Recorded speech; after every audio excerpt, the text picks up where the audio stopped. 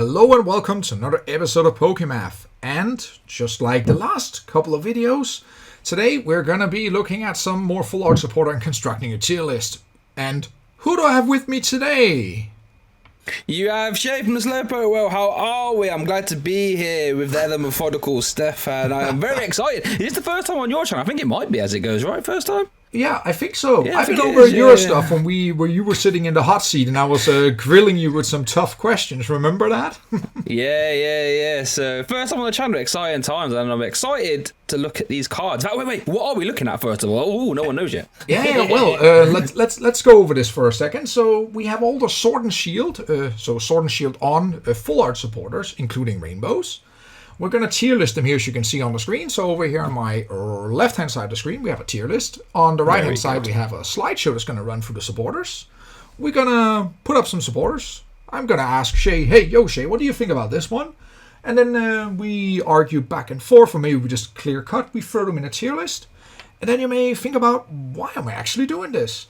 Well, along with the previous videos I've done for both Black and White, XY, Sun and Moon, part 1 and 2, then here we are using this to gather data for a future analysis video.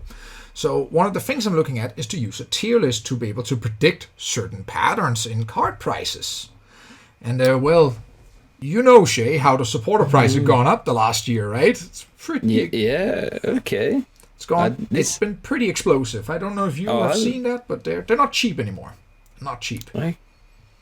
Okay, this is interesting. I wasn't realising that's where he was going with this. So I've got some interesting reasons for you to stick around and watch this thing, because that's going to be some interesting conclusions to come to, let me tell you. Yeah, you've seen Pokémath before. Pokémath, we always have a little math data twist to it, so there you go.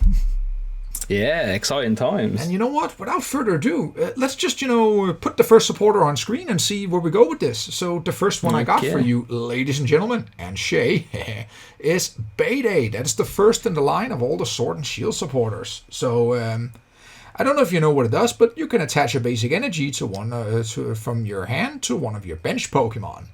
That's what it does. Simple as that. What do you think about it? When I first saw it, I thought, hey, it's actually pretty cool, right? It's like half a welder, it can be any basic energy as well, so it's not tied into fire, I should say. But on face value, not seeing cards, if a supporter's not seeing your cards for a turn, it's got to do something bonkers, right? I was going to say like a teammate, my teammates does see cards, but know, something like a shovel, for example, right? Immediate board. What's the word? Value.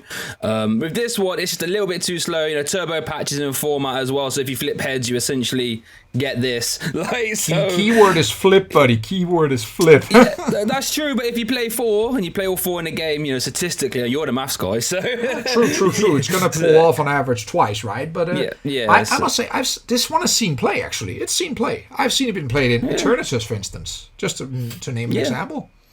Yeah, I've seen a little bit of play. Not as I thought its home would be really good with the amazing rares, in all fairness, because the amazing rare has silly high attack cost, multicolored, and you can just try and cheat one into play. So it has had a little bit of an impact, to be fair. Not the biggest, but it has had some. Niche huge, let me tell you. Let's see where. So now I have a Bayday flying on my screen on the tier list, so people can be like, "Whoa, Bayday can fly!" But what do we think here in this kind of tier stuff here? I'm going to already rule out these very high tiers. I don't think so. And to establish a benchmark, it's certainly better that Cherendorf Draw Free that I had in my first episode. We can get that far. But what are we looking at here, Shay? What do you think? C, D, E? So just to remind me, we're going from A to what's the lowest? Yeah, so S is top tier, then A, B, C, D, E, F. Basically, F is just, absolute fail tier, right? I reckon, what's it got? A, B, C, D. I reckon D. Yeah, I reckon high D or potentially a low C. Somewhere in that ballpark. It's not awful. It's, attaching energy is never a bad thing, put it that way. No, it's never bad. And I got an interesting twist to this, because this is not the only Bayday card that exists. We also have a rainbow rare version of it. Oh, snap. Oh, yeah, snap. And then the question becomes now, I don't know if you're a fan of rainbow or not, but does this warrant, as an overall impression of the card, does it warrant a C tier or just keep it a D? Let me look at the rainbow. In all honesty, I don't know. My view on rainbow rares, when they first came out, I thought, why would you ever want this? They look awful. But now I've sort of grown to them a little bit. I love icing out a deck where it's all just like whacking. But for the most part, I don't think it shouldn't really change the value to me. I don't think that's a particularly great looking rainbow red. Like there are some, maybe I'll come across them, but it doesn't really change it for me. No, I actually think I prefer the coloured version because I like purple. I wouldn't have guessed you like purple, buddy. I wouldn't have guessed. No, so I'm just going to, stuff Bayday together with the other Bayday and D, and I'm just going to put them here a little on top of each other here because, well, they're the same supporters, so they do the same. A lot of people, they have an idea that the more expensive it is, the better the supporter is, but I'm just going to break the news to you guys. They do the same, so... And on TCGO, it's been weird. The rainbows go for less than the full arts. People on TCGO really don't like rainbow rares for whatever reason that is. I think it has a lot to do with also the way you see it on screen. I think there's a difference between if you played real life and played on screen. And these days we play a lot on screen, right? So you are correct. The next one I got for you, I anticipate this to be a little higher. I'm sitting here with a Marnie. Well, what about that, buddy? Ooh, okay, Marnie, controversial card, because number one, can't stand it. Horrible card. You don't like people touching your hand, that's what it is? No. Like, if you go first, you don't get a supporter. They Marnie, you have to start the game with a 5-card hand, well, 4 with a top deck, and it's tough. I mean, if you look at it, as a draw card, though, it's quite interesting. I don't think we've seen, well, you're the expert on this, but I don't think we've seen a card in a while, like a shuffle draw, but it puts it to the bottom, so you're guaranteed, unless you've got a really small deck, to get those cards back. That's pretty interesting. So, it has a good mechanic.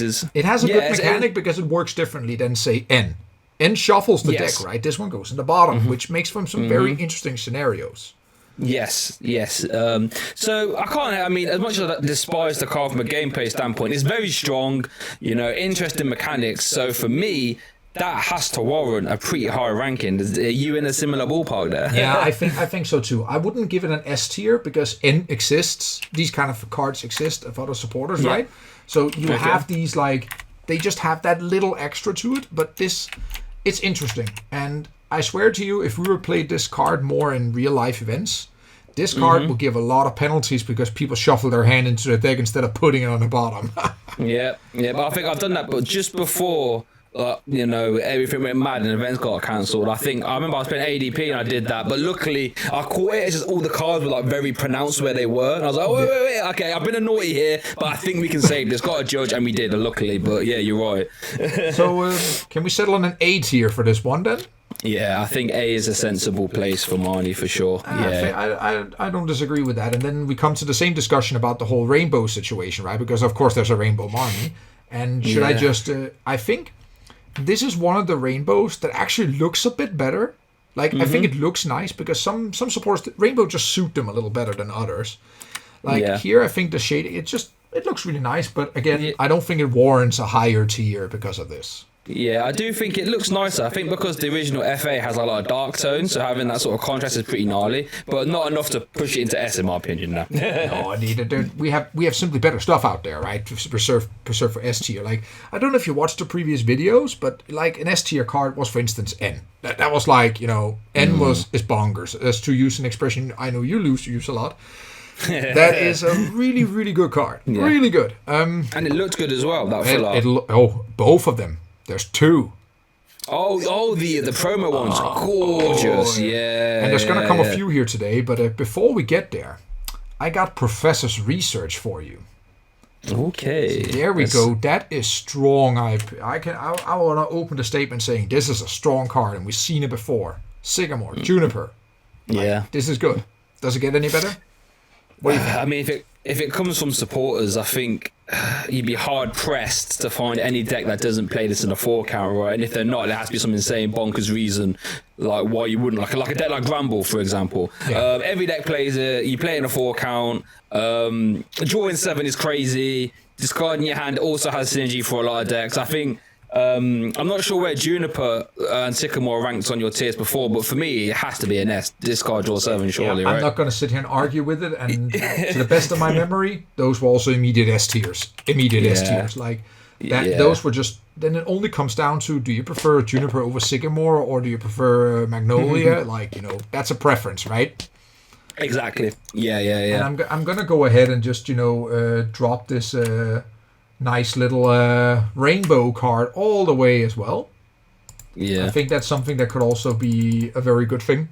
I think the rainbow ray actually looks good on this. And shout out, if you're watching, Sam Taylor. One time I was on the train back from a Cardiff event, and he was saying he picked up 4 rainbow red versus research. I was like, what was that for? He goes, just because I like being able to say rainbow granny, and that made me laugh. Oh God! So there you go, a rainbow granny.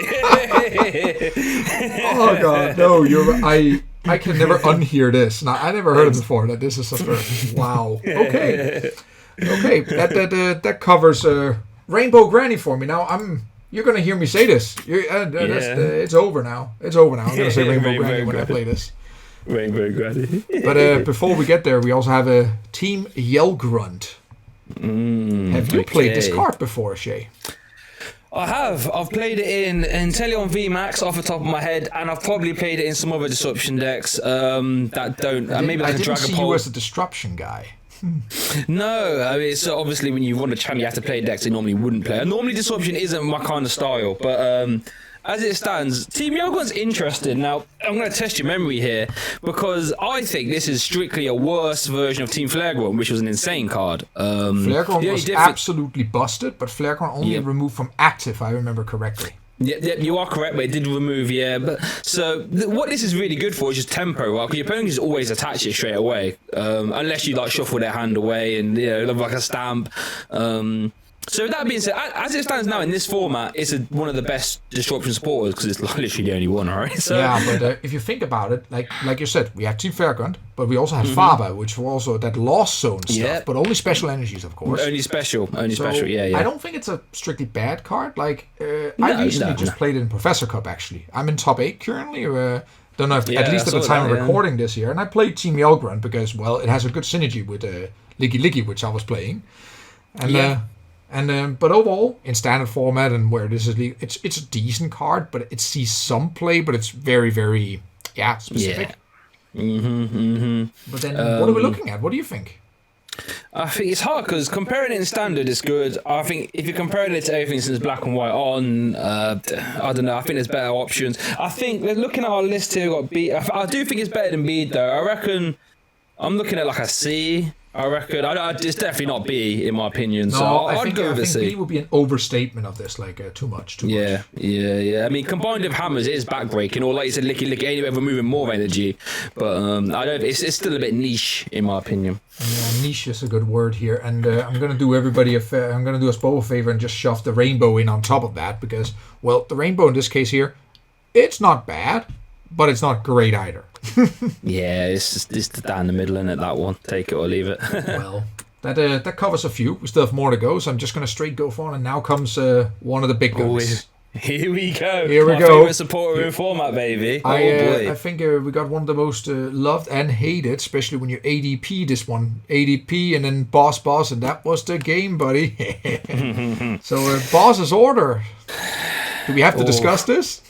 Well, I can say it's my favourite supporter in format. I love it. I mean, you must have been playing as well, Stefan. Do you remember when Catcher wasn't a coin flip? So you could Skylar for Catcher. I was there. I was there before, during, and after. Yeah, so even as a supporter version, card's insane. Lets you finish off, lets you clean up games. People that say they hate it, I think are just silly. Because I'm only gonna put one note on this. Is it better or worse than Guzma? I think it's fairer than Guzma. I do think Guzma was a little bit bonkers in the sense that it also doubled up as like a Lysandre stall out. Like if you're trying to get Lysandre stalled, Guzma becomes a switch in that scenario. Yeah. So I do think Guzma was a bit too mad. I think Boss Orders is fine now. I think it's. I'm also more flipping it. Is it? Does it warrant like a difference between S and A tier? Because you can imagine that Guzma get very highly ranked, right? Okay, yeah, that's an interesting point. Yeah, because that was actually a thought I had. Like, does this become an A tier because Guzma exists, or they're just better within the same S tier? I think if it was me personally, I think it's still an S card in my opinion. That just shows how crazy Guzma was. That Boss Lord can exist and still be an S. I would still put it in S personally. That's also fine. I'm also here to listen to your argumentation. I think that's fair. And of course, if any viewers out there disagree with this, well, you've got a comment section below where you can say, oh, no, they're absolutely wrong. This card is F tier because I hate it or whatever, you know? ADP always has it. Yeah, like this is, they no matter what, like I've stamped ADP so many times to 1-2 cards and, well, they always boss one of them, right? Or they draw boss, right? Yeah, or Elder Grass, so many outs. I'm just there's too many outs. Like, it's annoying. And then of course we have even a rainbow version of the card, which is does it look significantly worse? Is the question here, right? No, I actually have the rainbow red as long just 'cause I love to flex. I know people hate it when you boss for games, but have that rainbow one at you as well. So, but you go mad, with that. Like, so I give him the rainbow one. I'm gonna dump the rainbow in an S tier together with the boss's order itself. Okay. Yeah, very good, very good. Let's take down the pace a little bit here because now, I want to know this, Jay. Have you ever played Milo? Like ever? Just trying to think, just writing down boss's orders here. Milo, so it's essentially it's the same as what was that big geezer called? Sophocles. It's Sophocles, that's it. I actually did play Sophocles. Have I played Milo? That was how you do it, yeah. I don't think I've ever played Milo though. Is it discard 2 and draw 2 for 2 for each, right? And Sophocles was Sophocles. I have to do this pronunciation right, but were you around when Felicity's drawing was a thing? No, I think that was a little bit before my time. That one, a little bit before my time. That was also a thing. That was basically the same. Oh, okay. So it's been around, and it was good because it had synergy to discard stuff. But if you think about overall standard and stuff like that, I think Milo is, well, no offense, Milo, but you're trash. You're not great, but nah. Yeah, no, for sure. Like if you're in standard now, you have to compete with discard draw 7 or Marnie, like a fresh 5. It's hard to compete with that. So you have to be doing something pretty mad, or something that's extremely good in a niche scenario, and this is neither of them. Like this is very meh. Yeah, like you could argue the only. Yeah, that's it. Yeah, you could argue that coach trainer, which is what draw 4 if you've got a tag team in the active, is like probably better if you're playing an all tag team deck. Sure. That one has actually seen play. I don't know if you ever played just Gardevoir or Sylveon. Yeah, Gardevoir. That was Sylveon. a thing. Yeah. I remember I had homebrew Green's ADP deck also played coach trainer as well. That was a little homebrew special, you know what I mean? Oh my god! Now I'm learning something today. Like I must say I have not played that. I've not played that. But where do you want to put Milo then? Right, let's have a look. So we've got Bede and D. I think Bede is actually a better card than Milo. Is it? I don't know. Jordan 4 is... I don't know. I don't think 4 is... my 2 cents here is basically saying, okay, you have an absolute trash card like, say, draw 3. We're going to get there later. That should definitely constitute a bottom tier card. This one can draw 4 and have some discard synergy, which I believe warrants an E tier in my opinion. Yep. But Bayday, because acceleration is a thing. Acceleration is good. But counter my argument here. Is there? Yeah, no, you are correct. I think Bede is better in its niche, whereas Milo has more use. Like you can put Milo in any deck, and it's not gonna lose you the game per se. But I'd argue if you're playing Bede in the deck, that's Bede is useful in. I feel Bede is stronger. So I think E. I'm leaning more towards E here. I'm not going to argue with that. Also, that was my idea, but it's and I'm just going to do us a favor directly and dump in the rainbow there, because let's take a look at the rainbow, everybody here. So Milo is rainbow colored. Yeah. The shorts are still shorts. That didn't change. So meh. It's I'm not going to stare at those Milo shorts for long. Let's just go on to Olenia. Oh, now this is interesting. Oleana. Sorry, I'm so bad at pronouncing today. Oh god, trash.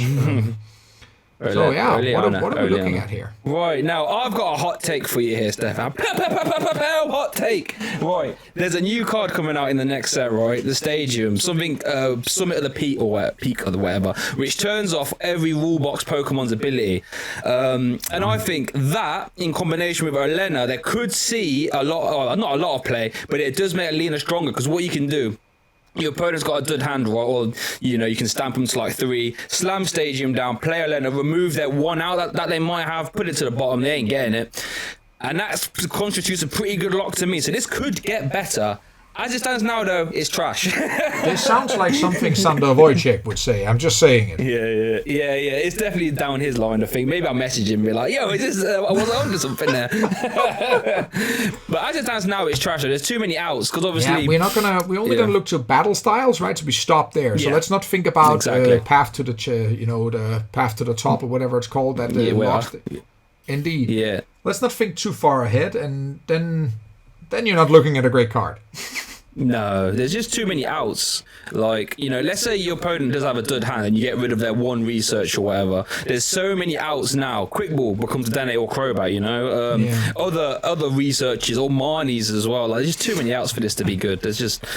And that's what will happen as well. They'll top deck and be like, great. So, what's your take on this? No, this is actually an interesting one to rank. Yeah, let's have a look. So we've got Bede, Milo. You have to think. In my opinion, Bede you always get value from. Right? Always get good value. So if you're gonna try and put a Lena in D, you have to think: is it as good as a Bede? And I don't think it is, personally. I think it's not going to be... Because if your opponent has 2 researchers in their hand, it's like, well, my support for the turn's just literally done nothing. So I think it's just trash. All you see is your doom. Yeah, that's it. You're like, oh, well, and that's happened to me before when I tried to play this card as well. It's like, oh, they have 2 outs. That's great. So I'm thinking probably E, or maybe this could be a possible F contender. I'm going to be a bit harsh, though. Yeah, well, the F may be harsh, but... maybe there's something about it, because I didn't think about... Okay, I thought it also from a stall perspective here. If you stamp them to say 1, it gives you... you could remove if they were lucky, but it still doesn't control their top deck. And normally, if you stamp to say 2, 3, the chance that they have, say, 2 out, then you just lost your supporter. You did nothing. Like, that's it. I can follow that argument, but I also think there's shittier cards out there. Yeah, no, I mean, you are correct. You are correct. So maybe like a low E could be. If we could divide E into 2 segments here, putting Milo in the higher E and Olena in the in the lower E, then sure. So I'm okay with that. And then we have a rainbow here, of course. I'm just going to shove in on top because unless the rainbow is significantly moves it somewhere, nah. In this case, no. It doesn't help. No. Now, from one lady to the next. What about a Sonya? Right, now Sonya's an interesting card. I think could have a lot of increase in play with the next set. I'm not going to ruin that. I'm going to try and keep the video a little bit short. It's not bad. Yeah, this is a very good card. Good turn 1, good turn 1 out, good all throughout the game for letting you find basic energies as well, under stamp pressure or Marnie pressure or whatever. True. This is a good card. It's just for sure. There's one tiny edge with it, but that's because I played so long. It's a worse version of Roseanne's research. Because you know what that one could do compared? Was that like 1 Pokemon, 1 energy, 1 trainer? No. You're close. You could find 2, but in a combination that you wanted. So you could also take 1 of each.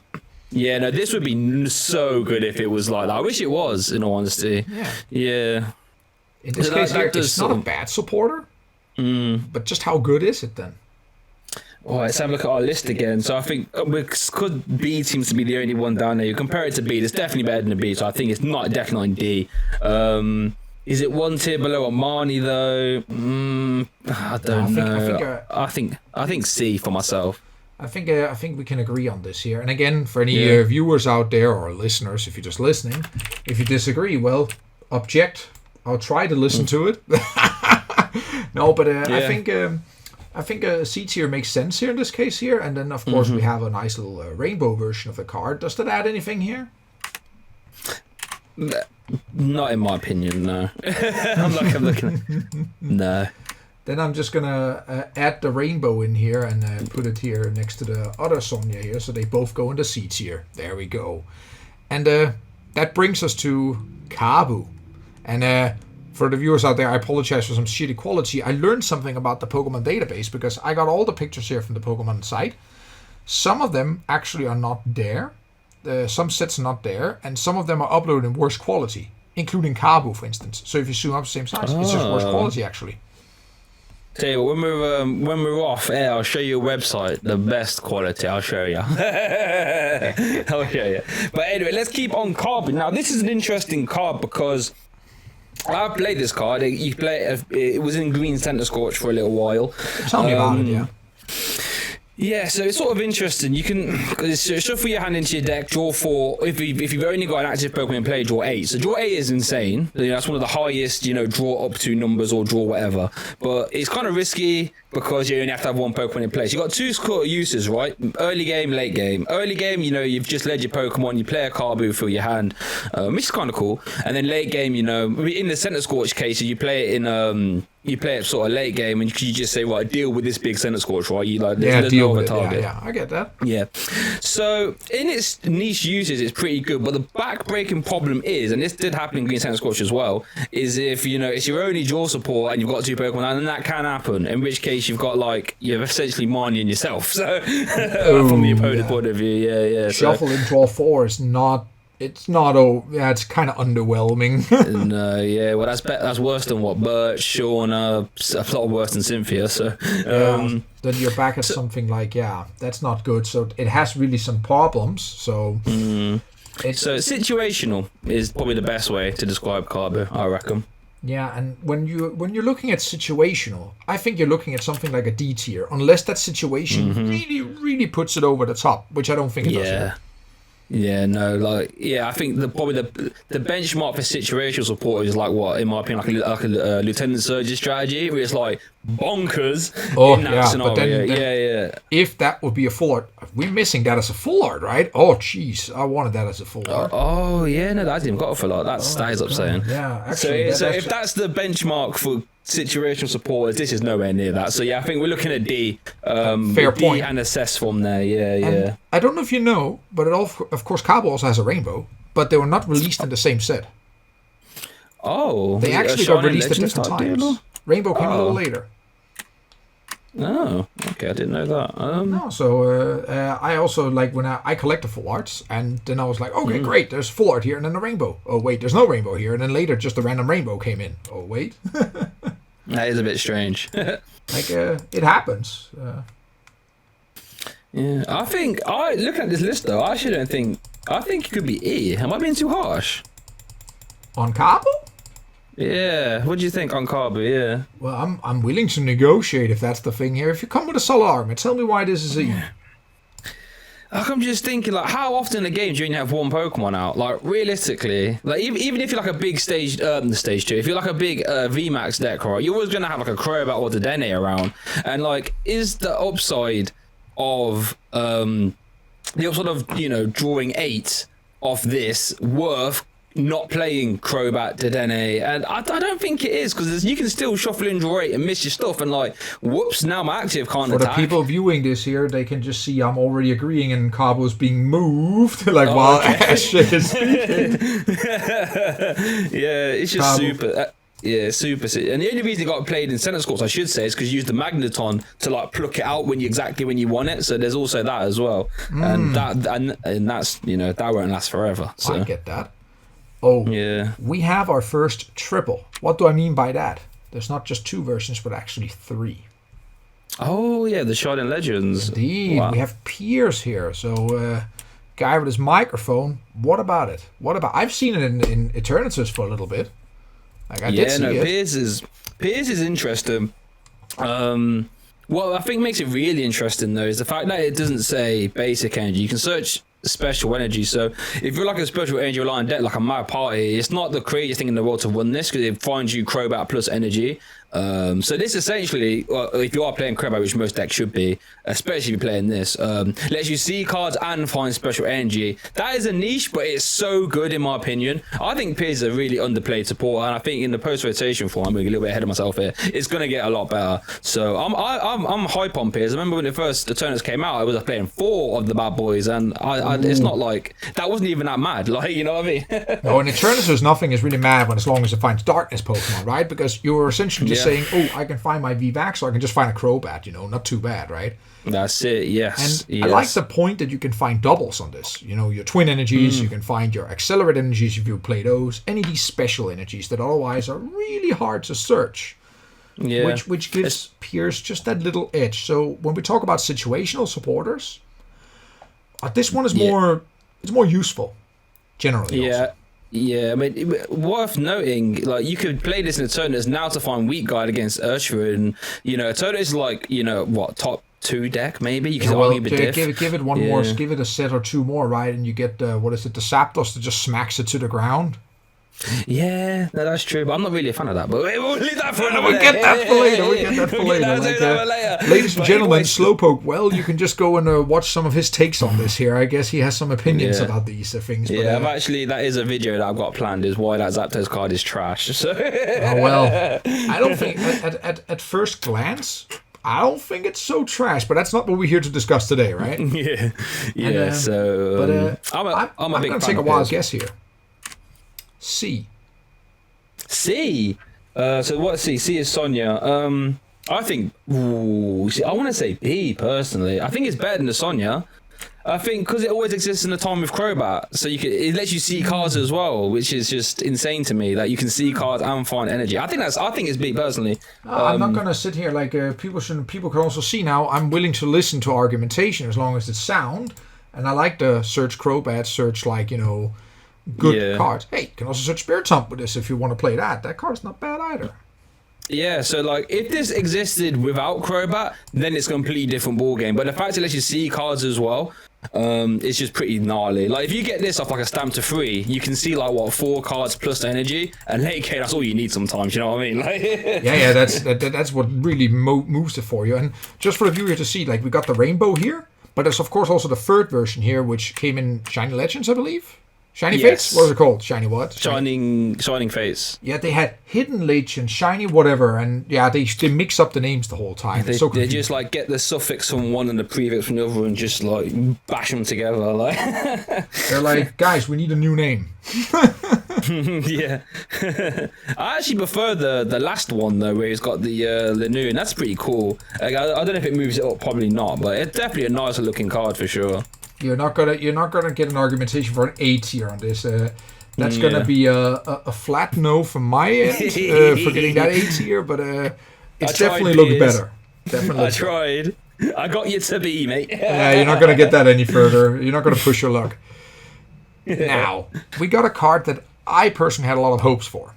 Yes, but I still I never end up playing it. It's just like Pokemon Breeders Nurturing. It's like when you look at it. Search Evolve 2, but you have to wait, right? It's not a Wally. It's not a Wally, yeah. So you want this card to be good. But, no, for sure. Yeah. Like, you rather want to play an Evolution Incense that's the trainer, right? And get one. Yeah, no, that's the problem. The only time I've seen this played is in the Standard Conda deck. The Greece had a card where you have like 28 energy to where, like, you know, it's hard to get a Pokemon out. And then something, I think there's a Gyarados deck that is kind of similar from Team Up. You're right, because you have to wait a turn, you have to argue, is it harder? Well, does this make it much easier to get those stage 1s or stage 2s out than just going like, I don't know, Pokemon Communication and an Evo instance? Because then you're there. Sure. Like, and anytime... Sorry, carry on. Had you been able to play this in the meantime, you would have gone for something like meh to something that was almost ban-worthy, you know? Yeah, but it's just mad the way the game is. That for single prizes, you need that sort of bonker stuff like Wally.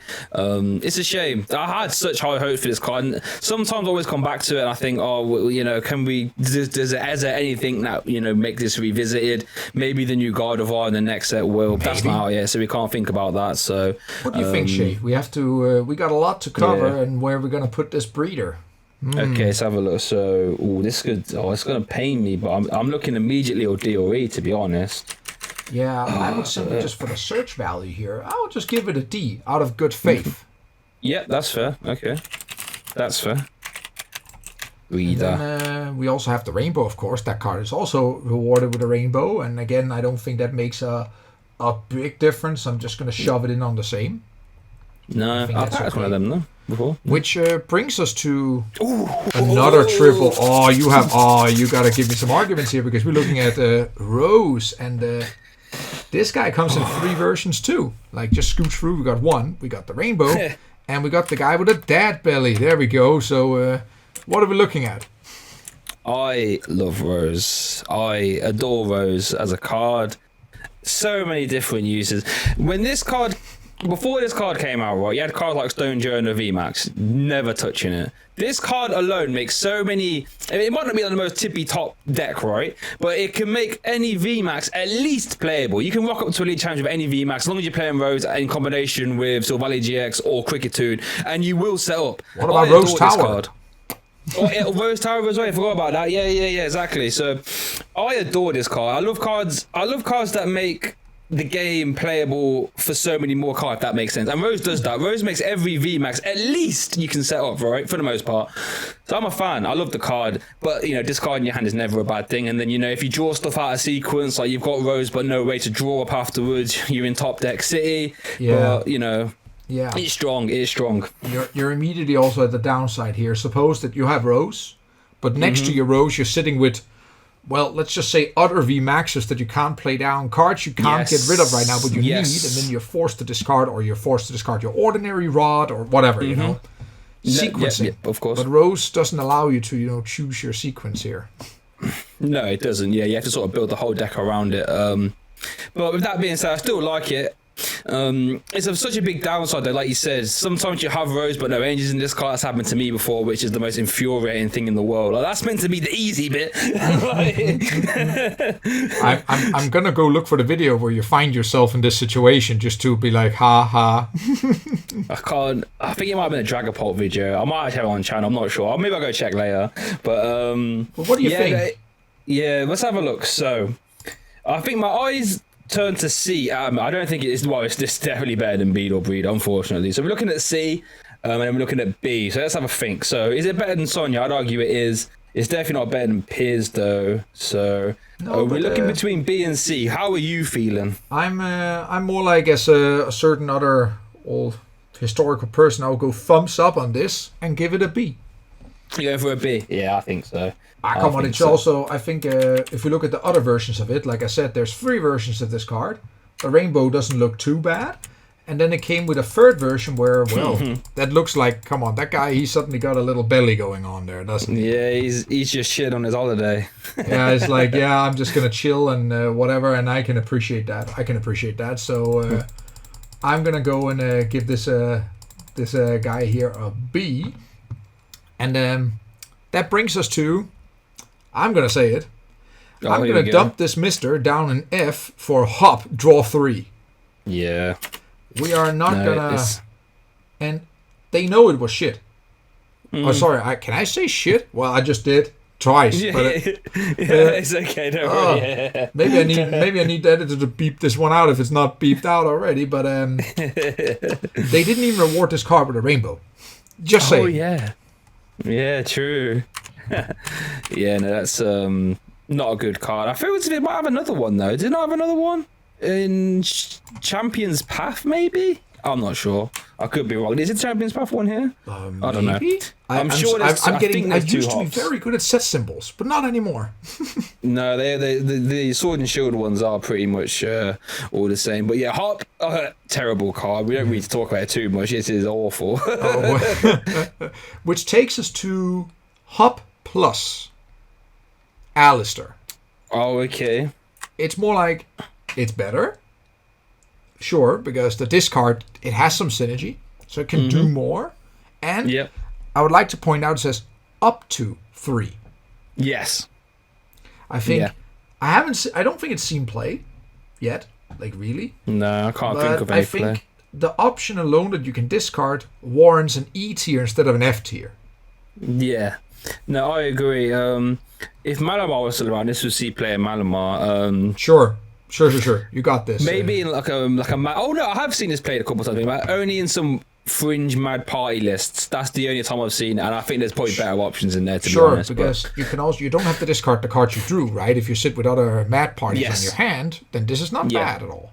But isn't just research better in that case? If you just dump the whole hand and go? Yeah. You sort of play. This would be like maybe like a 1 or 2 off count because you can't play like 6 researches. So you just play a couple of these just to see more during the game. You can try and play 6 research. I don't think you're going to be allowed though. But no. Well, if someone calls a judge, you're in Naughty Town. So. Oh god, you have these rule sharks. Yeah, these people at events. Like I wish there was a video depicting all these types of people you've met at events. Done 3 of them. Let's take a. Do we say Bia or B? How do people pronounce this? I'll just say Bia. I think it's Bay. I think it's Bay. Yeah, the supporter looks pretty Bay. Ha ha ha. No. I've actually got the Bay box. Hold on, I think that'll be quick. There you go. Oh, that's pretty cool. I must say I did not have that one. No. Yeah, just because I like fighting types. Well, I would never have guessed. Yeah, I'm a bit of a meathead like that. It's got the mat as well. It's pretty cool. That is a nice mat. Yeah, with all that being said, though, the card hasn't really done much damage in the format. No, let's be honest. I thought it was gonna be good, but then I looked at it. I was like, again, like you look at the first view, right? Then you have to let it sink in a little, and you look at it again. It's like it just became worse. Yeah, it's worse than End's Resolve because End Resolve was very similar, but I think it was for top 6, and that saw no play, and that existed at the same time as ADP, and people quickly realised that version was not the way to go. The whole that you cannot control what you're discarding, people don't like that. Yeah. I mean, I've seen it's got to play a little bit in Rescue one where you play like a one-off Machamp tag team. You just try and get energy that way, but these sort of blinds discarding stuff, because you can always discard like top 5 and not get any energy, and it's like, well, my supporter for the turn has literally just lost me the game. Like you do it and you discard like 5 Pokemon, and you're like, oh damn. That's it, yeah. Or like, I don't know, your boss's orders or like all your attackers, and it's just like, well, good game. Let's go to game 2. That's it. Like, 'cause between 6 prizes and then discarding top 5, that's a lot of cards that you're not accessing here, guys. So mad effects. Where do we discard? Like, I would think a D, to be honest, because it still has acceleration, which is good. Yeah, I think it has to go in the same tier as Bede for sure, because a lot of the time it's going to be a lot better than Bede, but then B. Yeah, I'm gonna put it there, and of course we have the rainbow, which in this case we're just gonna put the same place. It doesn't look bad, but it doesn't really bump it up here. I think. Now, I think we have the real contender for one of the worst supporters out there. And what makes me even more annoyed with this one is that they actually gave it a rainbow. Did they? They gave it a rainbow, which is like, why? Like, you're gonna try and argue me out from putting in an F, or you're just gonna agree and dump it down in F? Like, no. As I pressed the next and this came up, I started typing it in my F as well. There's so many different ways they could have gone with this. Like, I feel as if maybe like search a deck for a trainer could have been pretty cool. Search a deck for a Pokemon could have been pretty cool. Draw 2 is just like, and there's so much counter synergy because you need to see it on turn 1. That's the whole point of it. Otherwise, you just play 4 hops. So if you want to see it turn 1, you have to play 4. If you play 4, you now have 3. And let's say you play 4 and you see 1 the first turn, you now have 3 support in your deck that are strictly worse than Hop, which is also an F tier. So it's just like, no, this doesn't work. Like, it could be fun to go and calculate the average value of drawing with this one, because it would be, of course, with your argument here is 2 point something. The question is how much extra, but it's still going to be strictly worse than 3, 100%. Yeah, that's it. And there's always the case that even if you on 4, doesn't mean you're going to see it turn 1, which is even worse in that scenario. So, this is an F. That's trash. Yeah. I'm just gonna scroll through these 2 and go right to this guy's not bad, and he rocks the cape.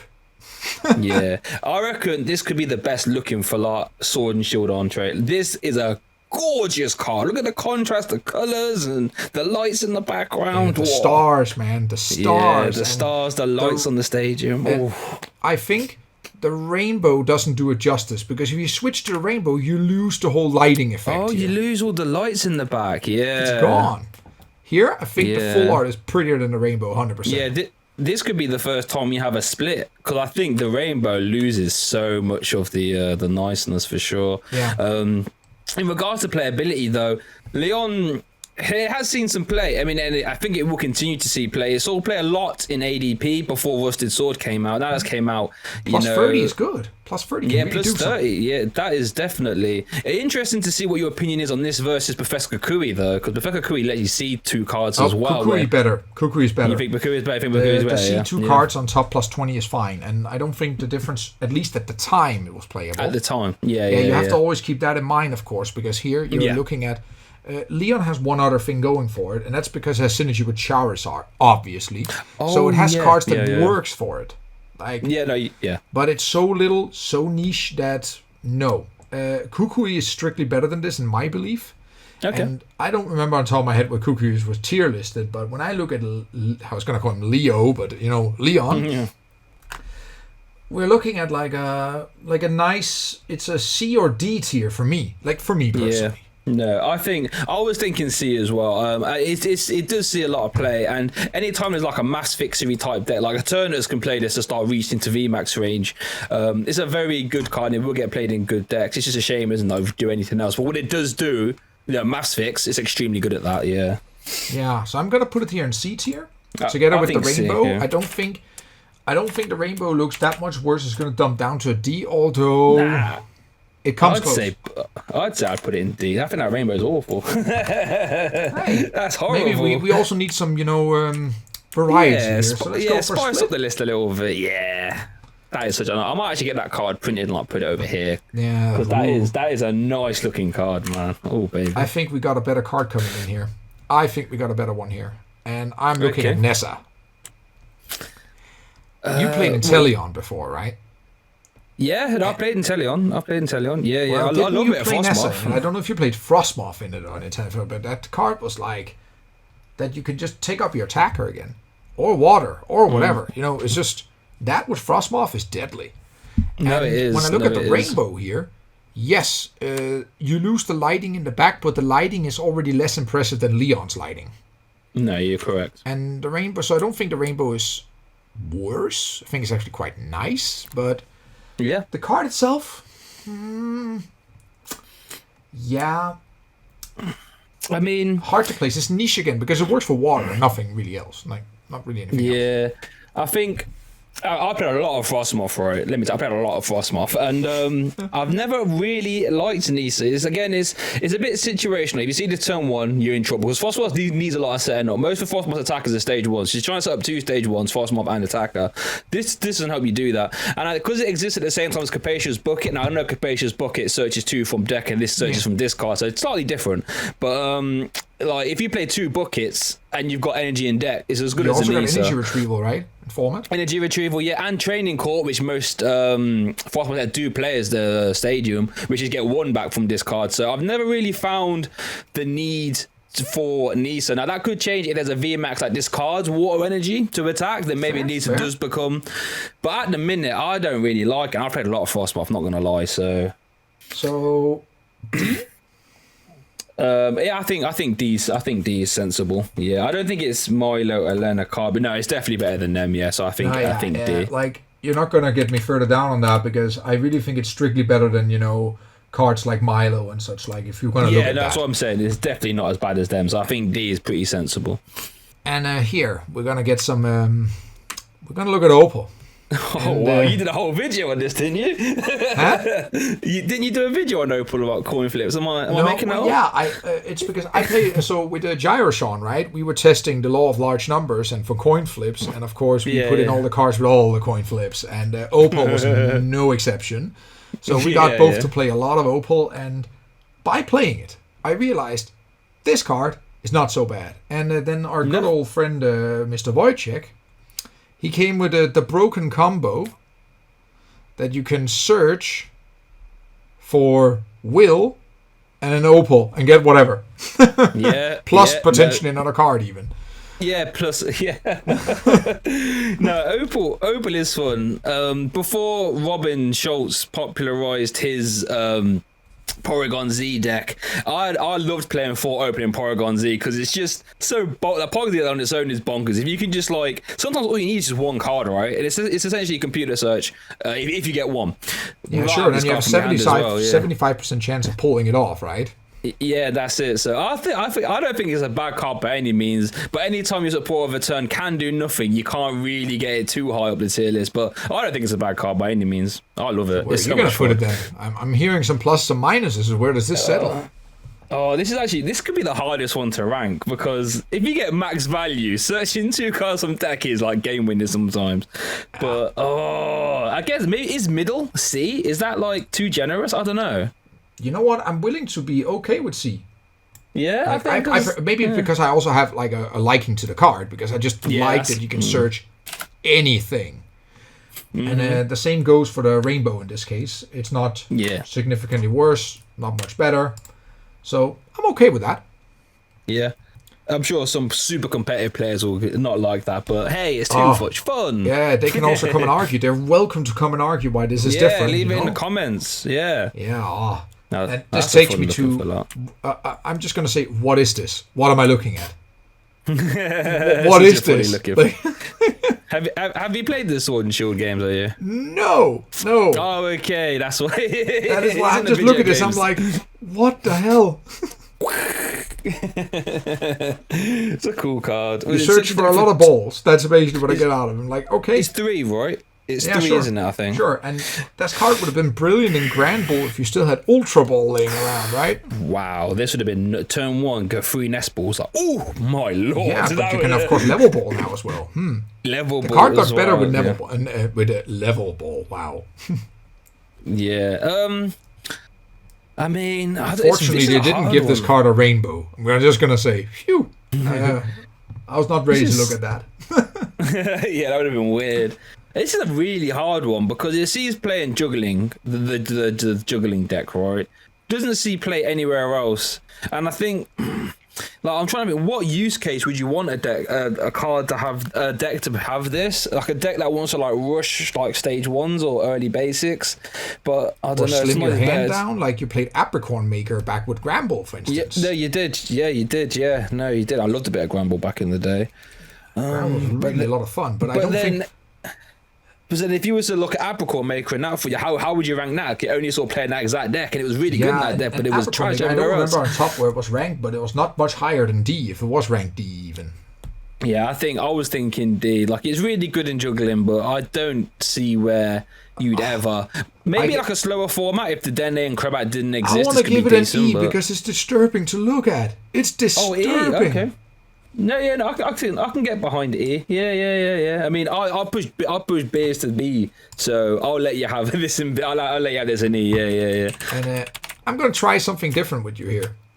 Okay. I'm going to say B for Birdkeeper. Oh, Birdkeeper is a stellar card. Yeah. And of course, I said B for Birdkeeper. Well, I think maybe even we're looking at an A tier. But the problem is here, how much do you value that you can switch? Because it is essentially just a hop with something extra. No. And it's like Alistair was something extra, but switching, yeah.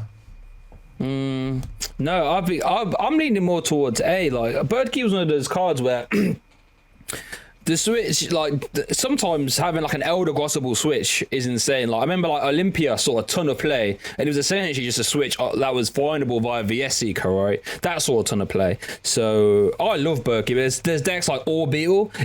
Birdkeeper is amazing. There's Stellar Wish Jirachi decks, which this is again amazing. It sees a ton of play. And you even have abilities that works with Birdkeeper, like Rowlet, Swanna, and Starly. Starly, yeah, Sander, big up to you. I'm sure you've done a little bit of Birdkeeper Starly combo. Oh yeah, we played in this week in the Professor Cup. My partner's deck was with 3 Birdkeeper. Like, okay, great. Yeah, no, Birdkeepers are really... I'm a fan of Birdkeeper, for sure. Then we're looking at A tier Birdkeeper, but then we're actually signaling that switching is an awesome effect.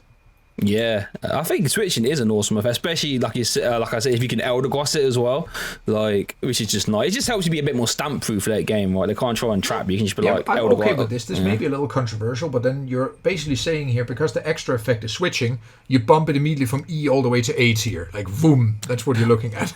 No, yeah, okay, yeah, no, that is also one way of looking at it. You are correct when you say it like that. Yeah, yeah, but I'm okay with it. But then also, like you said, that we've got the Pokemon that combo off it as well. You know what I mean? Like, yeah. Like, and you have a lot of things that, it helps you against being stuck, and it's an out basically always. Yeah, that's it. Like, and like you say, Orbeetle, getting stuff in and out the active like that, dangerous. Yeah, and Stellar Wishtrachu as well. Okay, more pieces, that's never a bad thing. Like, I'm gonna go to something where I'm just annoyed. So, how long have you been in the game, Shay? Since Dragon's Exalted. That was my first set. 20 what? How far are we up?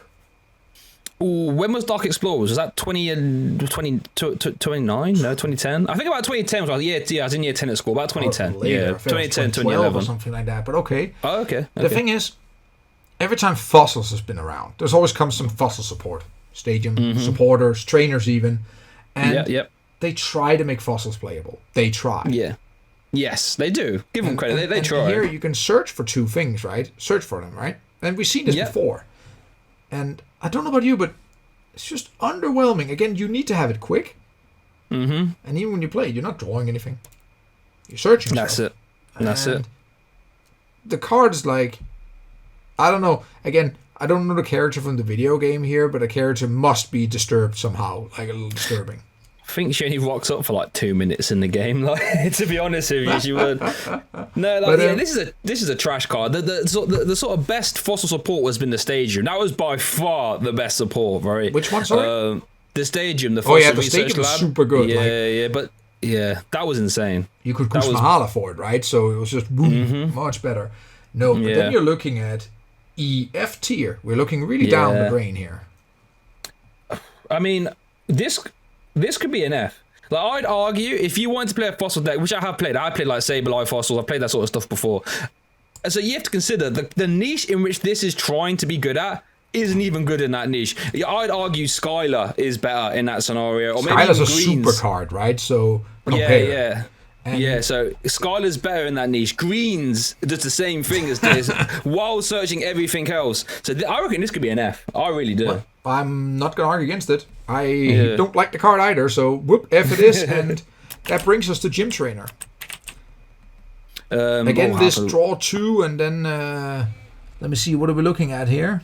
If your Pokemon was knocked out, draw 2 more. Draw 2 more. Interesting. We got better things, no? Because don't we I have think like shuffle in draw 4 or 7 with the knockout effect? Yeah, I think that's Bruno. That's what I was going to allude to. Like, Bruno exists. I think Bruno's better. Draw a straight draw 4 over shuffle and draw 8. I think I've shuffled draw 8 almost every time. Yeah, indeed. And here you're looking at draw 2, and then you have to think about, okay, draw 2 is shit. I said it again. Beep it out if you don't want it in here, but it's just bad. The question is the bonus effect here enough to warrant higher than F? I don't think so. No, I agree. Especially since the meta is a lot of free prizer based, so you're only going to get, well, sometimes you might only get this to pop once, and it's like, is this game breaking enough for that? Probably not. No. Then I'm not going to argue much further. We're just going to drop it down there, and we're going to go straight away to something a lot cuter. Let's have a look. What are we dealing with here? So I like this Pokekid. And that's because it's dressed up as an Eevee, and with my daughter name is Avie, then you can see where I'm getting with this. There you go. Yeah, I can see where you're going. I don't know. There's been a supporter. I don't remember what it was called, but it was not played. It was also another Pokekid, I think. A different print. It's Trevor X and Y. Yeah, Trevor was there, and even before then we had Celio's Network. And I don't know about you. You don't know it, but when that was a thing. That was a 3-4 off in all decks. Yeah, that was a good card, wasn't it? Yeah, back then, Celio's Network was brilliant. But of course, things have changed since then. Now, I cannot come up on top of my head anybody who played Pokekid. No. Or Trevor, for that matter, you know. Like. No, Trevor. No. This is... No, this is awful. I can't. And I love out there memey decks, and when I'm struggling to think of a use case, then it's awful. I'm gonna, go wild and give it an E, or want to give it an E because it looks good. Come on. Yeah. Yeah, it does look good. I'll give you E on looks. It's probably F playable, but yeah, I'll let the looks drag it up. I think that's sensible. Yeah. It is a nice looking card. I don't know if you can see the distribution here, Shay, but you're definitely going to see that there's a a lot in the lower half on these supporters here. Oh yeah, that's the problem when you got discard draw 7 in the format. It's hard to compete. Oh, we got one of your boys here. Can you imitate a Bruno for me? There you go. There we go. We're looking at a Bruno here. And what do you think? Shuffle in draw 4, shuffle in draw 7? Yeah, no, this is nice. 8 even? What was it? It's 7. It's 7. It's 7. It's 7. No, this is a good card. This helps a lot of the single price decks, funnily enough, function to where like they need to reload a lot of the time. Stuff like Cherim decks, for example. And this helps you. Primate, exactly. Single strike searchable as well. This is a very good card to have in a format. So sometimes you just want to see raw cards, and this is as close you can get in a one prize deck to having 8 researches, essentially, kind of.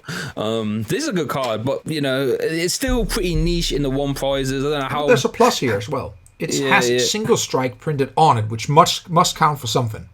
Yeah, well, there's going to be. Oh, it's not out yet, but it's going to be a VS Seeker for single strike cut supporters. But yeah. So searchable and stuff as well. So there's some potential value here to gain even further, even though we shouldn't take that really in, but it definitely doesn't drag it down. And yeah, that's it. Yeah. Then are we looking at my first impression? Well, no, I'm going to let you go first on this one because Bruno's your boy, huh?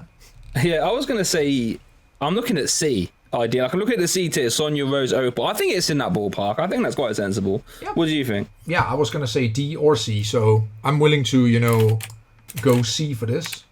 Yeah. If it was without the knockout, if it was draw 3, then I think it would be D. But I think 4 is just okay enough to Fair. And we of course got a rainbow here, which is it's not great, but it doesn't really bump it down or anything. It's because you lose that effect with the fist, I think, which is nice on the card, right? You don't have that on the rainbow. You lose a lot of context. Although what I do like about this, though, having the single strike there, it's kind of cool. We've got a little bit of colour on the card, but I don't think it's not, it doesn't change anything enough. No. Now, this one is, when I saw this card, I was like, what is going on? Well, this is so. A lot of people will go like, "Oh, waifu material." No. That's not why. That's not why, guys. We're looking at something that can stall for days, heal multiple things, and can I just say, when first people start with Corviknight, Bronzong, all these kind of ideas, or it's this card. Whoa, this is good. This is really, really good. And the rainbow looks pretty good too. Yep. My lord, when I first saw this card, I thought, whoever's making these cards must have been on a nice party the night before. This is insanity. So are we gonna generate an S plus tier here? Because this is there's only one restriction on the card. It says evolution, right? Yes. That's the only downside of the card, which is still absolutely insane. Yeah, what it essentially reads is heal all your VMAX Pokemon, essentially. Yeah, sure, you have to discard it, but there's ways around it, right? And some VMAX they work with one attachment. Exactly. Yeah. And then you're like I said, Bronzong can just move it away, and you're like, okay. Yeah. No, I don't see why Eternatus decks don't play more of this in combination with Weavile, because I played that. That's backbreaking. Nothing's one shot in Eternatus, and when you can't even two shot it. Weavile moves around, right? Moves around, dies. Yeah, essentially Bronzong, but for darks. Yeah. So. Then but I think the reason why is also because that big turkey bird can be toasted pretty quick, right? The typing is not good for it. What, Eternatus, sorry? Yeah, Eternatus, right? So I think Corviknight is better. That's just my opinion, maybe. Yeah, I like the support for Corviknight better. That's it. Yeah, okay, no, it probably is better for Corviknight. You are correct. It's still bonkers though. The only problem with it though, it doesn't seem to play in every deck at the minute. And other tag team decks have no use for this. So I don't know if yeah, S tier, dude, S tier. It has stall possibilities. I'm good with that. Yeah, no, that's true. I know that orbital deck's been going around where it doesn't even play energy. You just play like 4 shovel, 4 power pad, and you just use the spread in every turn. Oh, that's so devastating, though. Like, I mean, it's a slow kill. Yeah, what a slow maniacal way to die. Like, no. So, yeah, it's somewhere between S and A, of course, but you know what? I think this is sick enough to be S tier. Yeah. No, sometimes all it takes is one use of Cheryl. Plenty of videos on my channel where flips that's the game around. 100%. Yeah, and that's it. It's like, well, if I find Cheryl here, I win. I found Cheryl, I win. Like, it's that simple. And, now, I have not seen this card been played much until I played Professor Cup because you're pretty restricted. But we had cards like Bianca. That existed. Yeah, it did. That card was bad. Karina's Focus is also bad, but it has one thing going for it that Bianca didn't. There's Rapid Strike written on this card. Is that plus enough to bump something up from a higher tier than what Bianca was? And I have to remember what Bianca's tier was, but I think Bianca was D tier even. I don't remember Bianca getting played that much back in the day. Bianca is also just draw to 6. Yeah, it's interesting because the Rapid Strike Urshifu list, as of now, which is, that's what we can take into account, a lot of them aren't playing Octillery, and the only use case for this is that it's a permanent stand power, right? Because if as long as you got Octillery out, no matter what your opponent does, you can always just go Octillery, draw up to 6. And it's not even seeing play there because the Rapid decks aren't even playing Octillery, so it's a really hard one because in that use case it's really good, potential game saving. Yeah, but then are we looking at so I would warrant it a D based off 2 things. Okay. First, it should be slightly better than Bianca because of the Rapid Strike is definitely not a minus here. Yeah. And from top, I believe Bianca was ranked D tier. Because you could potentially draw 6, and draw 6 is not bad. Yeah. Same with Lily, I think, was it? Lily was that as well? Yeah, but Lily has a lot of other stuff going for it. Yeah. I'm just saying that, yeah. Lily was in a format where you could easily search a turn 1 and draw to 8. That was fun. And then we go for the looks of the card. Then I also think just Lily outranks Karina in this case. Yeah, that Sun and Moon based Lily is so underrated. That's a nice looking card, that one. So I'm gonna dump this in D tier. Yeah, okay, I can see that. I was either thinking low C or D anyway. So that's not too bad then. Yeah, we'll go with that. We don't have a lot left now. No, this is Battle Styles, isn't it? Yeah. And I think we start with the worst one, which is I don't know. This has been seeing some play recently, This lets Eternatus laugh at Luke Metal. It's just like, whoopang. I can't. This was... please explain for the viewer here. I think this is good insight. Sorry, yeah. Yeah, so Eternatus before this really struggled with Luke Metal because Luke Metal can essentially use Luke Metal, use a GX, Eternatus can knock that out, and then the Luke Metal will just send up 2... what they call Zamazentas, which are immune to VMAX damage. So, your Eternatus player might play some Spirit Tombs or Saber enough to get through 1, but then the second one's back-breaking. And what 1 Phoebe in combination with 1 Power Pad does is you can just blow through them. You can one-shot them, essentially. So, I can't stand... I'm probably more angry at Pokemon printing this card than I was at Cheryl, though, because... This is silly. Why do VMAXs need more? I don't understand. Yeah, you're right. It's infuriating. It's still space you have to use. You can't use this in the beginning, then the card is really bad, and it has only specific uses also, just to talk it down a little bit. No, yeah, you are correct. Yep. And it doesn't exist with VS Seeker, so you can't just dump it off and have, just find it. Like, if you do discard it. Okay, yeah, no, that's fair. But then again, Turners can't play that. But in most circumstances, you can Elder Gross it for sure. So it is in its use. It is insane. Like, this can potentially win you a game against, I don't know, Decidueye if they've overbenched for whatever reason, or it lets Eternatus beat Luke Metal. So I guess in that niche it's good, but now when you say it, it can go through the Decidueye, right? Yep. Go for Decidueye, yeah. That is a very, very big plus here. But that's his only use case. But it's quite good at it, so it's going to be quite hard to rank in my opinion. I think it's definitely seeing play now. I'm like it's now. Hard. The more you argue now, the harder it is because Yeah, but at face I would value, love when to we hear first saw user it, input on this one, but at a moment of recording, we cannot just call out what people think about this here. That's hard, but... Yeah, where would you rank it? Leave it in the comments. I want to know. I would love to know really if I hard. can also just change it after if there's good evidence for this, but I was thinking it has potentially such a big upside, like really big upside, but does it warrant from saying a C with that big of an upside, or are we just looking at a D? Yeah, I wouldn't go higher. I just wouldn't go higher. No, I think you're right. It's definitely not higher than the C. The only thing that makes me think it's worse than the C is that its use case now, there's two use cases: Eternus against Luke Metal, and then anything that wants to... I mean, I wouldn't even argue it's as good against Decidueye, because you have to take 6 prizes, and odds on, you getting 5 cheap ones and then a Phoebe for your last one's pretty low. So you can argue only one good use case. So I'm thinking D in that opinion. Like, he's extremely, extremely good in that exactly one use case, and it's rubbish against everything else. So, but that case is enough to put it at a D. Okay, yeah. I think so. Yeah, I don't think it's definitely not good enough to be a C. Like, I'm okay with that. Then I'll put that and the rainbow there. The rainbow is fine. Like, it has the same problems as many other rainbows, but it's okay.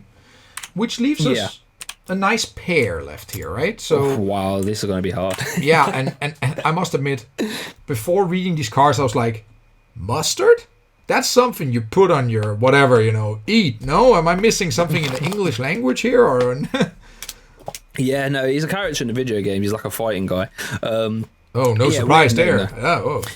Yeah, now this is... My lord, these are going to be hard because... So you played Maxie's hidden ball trick and Archie's ace in the hole. You're looking at these kind of cards now. And Maxie's Archie's is one world, right? Yeah, Maxie's is banned currently and expanded, and Archie's is one world. So the power level is kind of there, but what reigns these in are they're tied to rapid strike and single strike respectively. So you can't just like whip out a mad game breaking stage 2, which Archie's and Maxie's do. So and it's not the same format as like computer search. These kind of things that could easily make you go 0 cards in hand, right? Or Ultra Ball and stuff like that. Yeah, you are correct. So, worth noting though, we're looking at Rapid Strike now, but so yeah, if you look at Rapid Strike targets, you've got 2 main ones, right? You've got Artillery, and then you've got the actual Urshifu VMAX. I can't think of at the minute any other targets for this. No. And if you look at it realistically, I don't think it's worth trying to build your deck around I think it's cool the whole if mustard. You can pull it off to get an auxiliary, because that also means 1 extra free card. Sure. Yes. It's cool. Yep. But is it that cool? You have to warp your deck so weirdly in order to make it work. I don't think it's worth it. Like, I mean, the turn 150 from an Urshifu VMAX is nice because it can KO like a Crobat or Denny Active and win you the game turn 2. Or anything else that has less than 150, but it's hard to do. I've seen Joe from Money Poker's tried it with me on stream before, and it's not that reliable. So yeah, it's so hard to rank. I don't know. You're having trouble here, buddy. You're having trouble. Yeah. No, I'm gonna help you a little bit. I think maybe D already. That's what I'm thinking. Yeah. Well, so. We might as well also just cover the single strike at the same time, right? Because they're so similar, and the only reason here, are there going to be a significant difference here? I'd say there is a slight use case difference here. Single strike actually searches the target from deck, whereas rapid strike searches from discard. So you could argue that single strike's better in that regard. But what this can search for, which I think makes it better than the rapid strike, this can search for Houndooms. So this can let you get single strike edge into play that what your opponent wasn't expecting. So let's say you have a benched Houndour, right? Yeah. And then an Urshifu with an energy on. Your opponent's expecting, right, they can attach one from hand, they can Houndoom if they evolve it, they can't hit me with a 4 energy attack. Whereas if you evolve Houndoom, single strike muster, get another Houndoom straight into play, you can now get to your 4 energy attack a lot faster, which is a lot better of a use case in that scenario. I have actually profiled this cool. Single strike. So you're arguing here that single strike should maybe be a higher tier. I think so, because its use case is a lot better. With the rapid strike, we're saying you get artillery, which is kind of cool, or you can get a turn 150, which is okay, but most of the time it's not really that great. Whereas this can search Houndoom, which we know what Houndoom does, that you get the energies out, which is so important for your deck to function. So I'd argue it's better, but I'm not even sure if it's good enough to maybe even move it up a different tier. I don't know, but it's a lot better in my opinion. Yeah. Then you know what? Here's my idea. Okay. We put single strike. Sorry, rapid strike. We put rapid strike in D and single in C. Yeah, that with seems their respective sensible. Rainbows. Yeah, no, that seems sensible. Yeah. And in terms of my screen here, boys and girls and ladies, gentlemen, everybody, it's just gonna fit. We can just see it here. You know what we put here. So we put rapid strike. We put that one in. Oh, that was the wrong one even. Oh, that's for the quick eye there. Let's put rainbow rapid in here. And then single strike, we moved that one up in C tier for now. And there you go. That was all the Sword and Shield full art supporters and rainbows for now. We did it. We did it. That was fun. That was fun. Took us a little more than an hour, I think, but we did it. Yeah, we got there, and I think that's a pretty good list. Like I'm looking at it here on my side, and I think that's pretty accurate. But if you guys think we've done a bit wrong, feel free to leave it in the comments. You know what I mean? But indeed. I really hope that you guys enjoyed this, and I think I can make some cool analysis on this for future videos, so I'll get to work on it, and hopefully you will see something nice coming out. And even if we don't, we still got to rank some nice stuff here for you, and got to talk a little bit. And guys, it's always nice to see Slowpoke around, rocking that Slowpoke. That is awesome. I'd like to say, it's been pretty fun. The Slowpoke. I would like to say thank you for joining me here today, Shay. It's always a pleasure having you here. Yeah, no, it's been super fun. Hopefully I can get back on here soon. This is a super fun sort of style video to do. Something I don't really get to do often. So this is kind of fun. I like it for sure. I'm happy you're here. And for everybody else out there, well, this rounds up another episode of Pokémath. My name is Stefan Eriksson. Today I was joined by Shay from the Slowpoke Well. And, well, I hope to see you again some other time. Well, until then, take care. See ya.